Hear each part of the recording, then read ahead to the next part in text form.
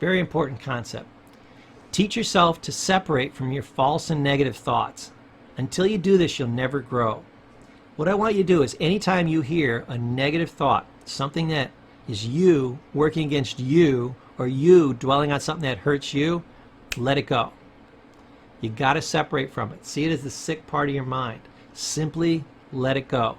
It's that separation, that externalization that we talked about before. I just have to hammer this home because it's the thing that is the most persistent in a sick mind. And we all have sick minds. We're all sick getting better together. We're not sick in the form of being bad. We're sick in the form of having a mental illness called being a human being. Remember, the mind has a mental defect already built in called the ego, and we have to build a defense against this negative criticism, and it takes a while to get it out because it's just been pounding on us for years and years and years. But now we have the freedom to see it and to defeat it and to beat it and to feel fantastic about it and feel great about beating it rather than sitting in it. So when it comes up, say, oh shoot, I must be getting lax in my disciplines because I'm starting to think negative again. Say, no, you're not lax because you caught it, and you're going to beat it right now, and you can feel great about beating it, and you're going to be stronger when you wake up in the morning. So I'm going to talk to you about a couple of things that don't exist. You are actually getting your butt kicked by fictional objects. They don't even exist in reality. Worry doesn't exist. So the question becomes, how do you fight something that doesn't exist? Let me tell you something else that doesn't exist. Depression doesn't exist. How do you fight something that doesn't exist? That's the question that's pounding through my mind. Here's some other things we can't fight. Fear, illusions, the future, the past, they literally don't exist. I'm a martial artist like this guy. I would kick some butt. If you could show me the enemy, I'd knock their ass down, or at least give them a good fight. But how do you fight something that doesn't exist? That's a tough one. So what's the solution?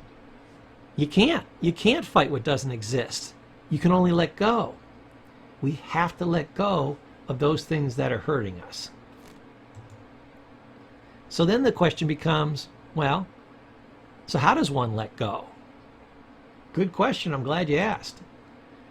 I answer that question with another question. How do you open your fist? It opens when you become willing to open it. That willingness to let go of the pain, to not see it as valuable like we talked about earlier, to simply let things go. Letting go is an odd concept. The addicts have the hardest time with this. Non-addicts have the hardest time with this. Even very wise people and spiritual people have a hard time with just letting go. It's about not thinking about it. It's about getting past it. It's about seeing it as not valuable. It's about getting back to your serenity. I use it almost like mental relaxation, just like I'm expelling it with my breath and letting it go. That's a great way to let it go. So that openness and that willingness lets it go. You have to learn new ways. This has to become a study of yours. How do you let things go? Think of new philosophies for letting go, reasons to let go, a feeling of letting go, an experience of letting go. Some people will even let go physically. They write their little problems out on a piece of paper and they tear them up and they throw them in the wind to give themselves a physical sense that these things are gone. Bruce Lee used to write all those fears and worries on a scrap of paper and burn them up. That's why they've been doing that in therapy for years. That was an old Bruce Lee story. I'm not even sure a lot of therapists knew that. He was one of the first people that I found in the literature that was actually doing that. But that was an old Zen thing too, so he didn't come up with it either. Funny.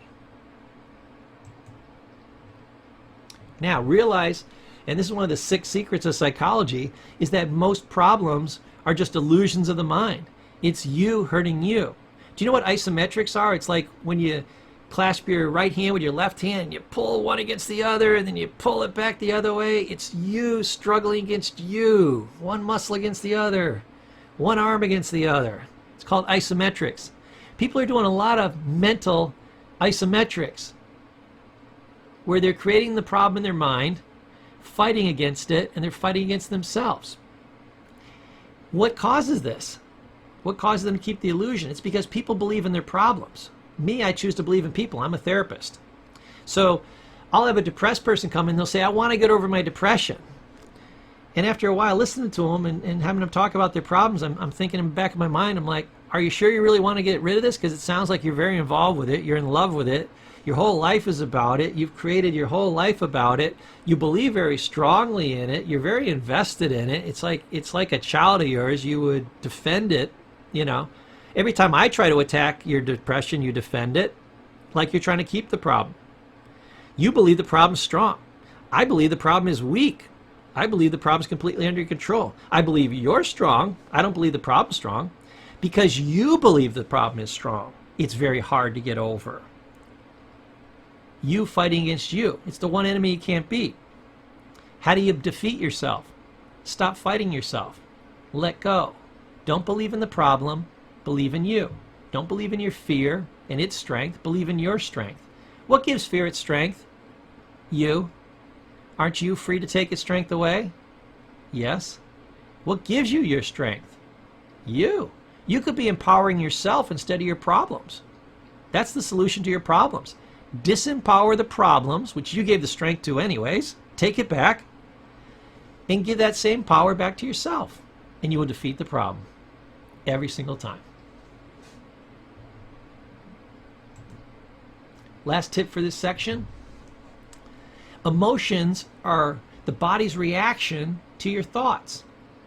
When you have a thought, it creates a feeling, and that releases neurochemicals in your body, which creates the sensation of having an emotion.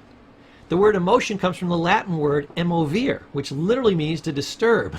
Now, there's positive emotions, but you know, we have a few positive emotions, but most of the emotions that we're worried about are the ones that disturb us, that are negative, and that's what we want to get rid of. So what causes these emotions? It comes down to controlling your thoughts. And in the next section, we're going to go over that very carefully and teach you how to beat this. But I want you just to remember for now that emotions are your reactions to thoughts. So if you want to change the emotion, you got to change the thoughts. More on that later, and I'll see you in the next section.